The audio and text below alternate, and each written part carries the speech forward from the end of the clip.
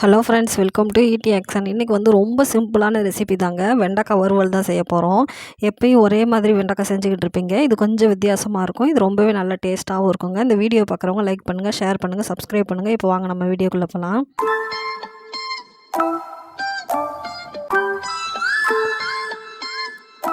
இப்போ இந்த வெண்டைக்காய் ஃப்ரைக்கு வந்து நான் வந்து 1/4 கிலோ அளவுக்கு வெண்டைக்காய் எடுத்திருக்கேங்க.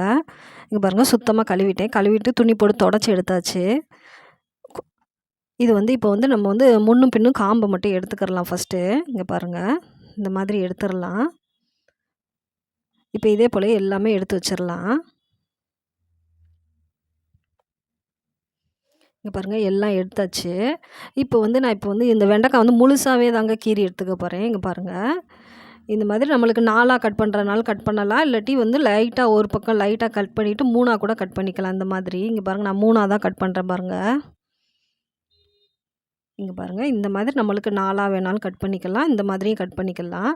சின்னதாக இருந்தால் 2 இதாகவே கட் பண்ணிக்கிறலாம். பாருங்கள், இது போலயே இப்போ எல்லாமே கட் பண்ணி எடுத்துக்கிறலாம். இது ரொம்ப சிம்பிளான ரெசிபி தாங்க. இதுக்கு எண்ணெயும் கூட ரொம்பவே இழுக்காது. ரொம்ப சிம்பிளாகவே செஞ்சு முடிச்சிடலாம். இங்கே பாருங்கள், எல்லாமே கட் பண்ணியாச்சு. இப்போ வந்து இதை வந்து ஒரு அகல பாத்திரத்தில் போட்டுக்கிறலாம். இதுக்கு மசாலாலாம் சேர்த்துக்கிறலாம். நான் 1 டீஸ்பூன் அளவுக்கு வந்து சிக்கன் 65 மசாலா தாங்க சேர்க்குறேன்.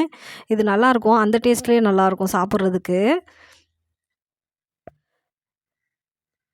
இப்போ பாருங்கள், இது கூடவே வந்து இஞ்சி பூண்டை பேஸ்ட்டு வந்து ஒரு 1/2 டீஸ்பூன் சேர்த்துக்கிறேங்க. கொஞ்சம் கம்மியாக தான் சேர்க்குறேன். 1/4 கிலோ அளவுக்கு தான் வெண்டைக்காய் எடுத்துருக்கோம். இந்த அளவு கரெக்டாக இருக்கும். இது கூடவே இப்போ வந்து கார்ன்ஃப்ளவர் மாவு சேர்த்துக்குருவோங்க.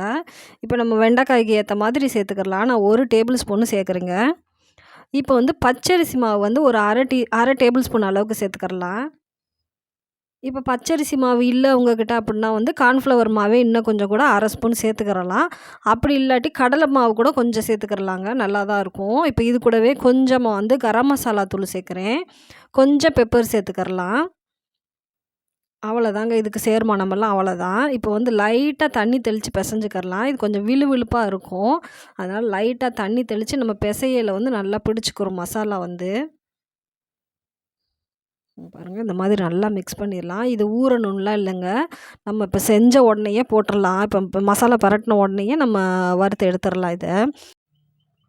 பாருங்கள், நான் ஒரு 2 டேபிள் ஸ்பூன் அளவுக்கு தண்ணி தெளித்து விட்டு பிசைஞ்சிருக்கேன். இங்கே பாருங்கள், இப்போ வந்து நம்ம போட்ட மசாலாவில் வந்து உப்பு இருக்குங்க. அதனால வந்து நான் உப்பு வந்து இப்போ ரொம்ப கம்மியாக தான் சேர்க்குறேன். நம்ம சிக்கன் 65 மசாலா வந்து எப்படியும் உப்பு இருக்கும் அதில். இப்போ கொஞ்சம் 1/4 டீஸ்பூனுக்கும் கம்மியாக தான் சேர்த்துக்கிறேன். உப்பும் சேர்த்து இப்போ நல்லா பரட்டி எடுத்துடலாம் அதை. இது பாருங்கள், லைட்டாக இப்போ இன்னும் கொஞ்சம் லைட்டாக தண்ணி தெளித்து பரட்டுக்கிறேன் பாருங்கள். ஒரு 2 டேபிள் ஸ்பூன் அளவுக்கு தான் தண்ணி சேர்த்துருக்கேன். சேர்த்து இப்போ நல்லா பிசைஞ்சு எடுத்துக்கலாம். நல்லா மசாலா சாந்துருச்சு பாருங்கள் வெண்டைக்காயில். பாருங்கள், அவ்வளோதாங்க, எல்லாம் ரெடி ஆயிடுச்சு. இப்போ வந்து நம்ம போட்டு எடுத்துடலாம். இப்போ இந்த மசாலாலாம் பிரிஞ்சு வர்ற மாதிரி இருந்துச்சுன்னா நம்ம போடையிலே நல்லா லைட்டாக மிளகா பொடியை தடவியே வச்சு விட்றலாங்க. இந்த மாதிரி தடவி விட்டுட்டோம்னா நல்லா பிடிச்சிக்கிறோம். இங்கே பாருங்கள், இந்த மாதிரி தடவி வச்சுட்டோம்னா நல்லா ஈஸியாக இருக்கும் போட்டு எடுக்கிறதுக்கு. இங்கே பாருங்கள், நான் இப்போ வந்து ஒரு அகலமான பாத்திரமாக தான் எடுத்திருக்கேன். இதில் வந்து கொஞ்சமாக தான் எண்ணெய் சேர்க்குறேன். இப்போ நம்ம வடைச்சட்டி இதுகளில் வந்து நம்ம போட்டு எடுத்தோம்னா மசாலா வந்து அப்படியே உதிர ஆரம்பிச்சிரும். அதுக்காக தான் இந்த மாதிரி அகலமான பாத்திரம் எடுத்திருக்கேன். எடுத்து எண்ணெயுமே கம்மியாக தாங்க சேர்த்துருக்கேன். எண்ணெய் இதுக்கு ரொம்பவே இழுக்காது. இங்கே பாருங்கள், இந்த மாதிரி நான் போடையிலேயே மசாலாவை கொஞ்சம் தடவி விட்டுறேன். இதில் தடவி விட்டுட்டு தான் வைக்கிறேன். இந்த மாதிரியே போட்டுக்கிறலாங்க எல்லாம். இது வேகிறதுக்கும் ரொம்ப நேரம் ஆகாது. ஒரு 2 நிமிஷம் தாங்க ஆகும். போட்டு எடுத்துடலாங்க. இங்கே பாருங்கள், இந்த மாதிரியே போட்டுக்கிறலாம். இங்கே பாருங்கள், அவ்வளோதாங்க. ஒன் சைடு வெந்துருச்சு. இப்போ திருப்பி விட்டாச்சு. இப்போ பாருங்கள், இதுவும் கூட வெந்துருச்சு பாருங்கள். சீக்கிரமே வெந்துடும். அதே போல் நம்மளுக்கு மசாலாவும் இது ஒட்டியிருக்கு பாருங்கள், நல்லா உதிரலை. அவ்வளோதாங்க, எடுத்தாச்சு. இப்போ இதே போல் இன்னொரு ஈடும் போட்டு எடுத்துடுறேன். எண்ணெயுமே நம்மளுக்கு குடிக்கல பாருங்கள். நம்ம ஊற்றின எண்ணெய் அப்படியே தான் இருக்குது பாருங்கள். இன்னொரு இதுவும் போட்டு எடுத்துடலாம் இதே போல்.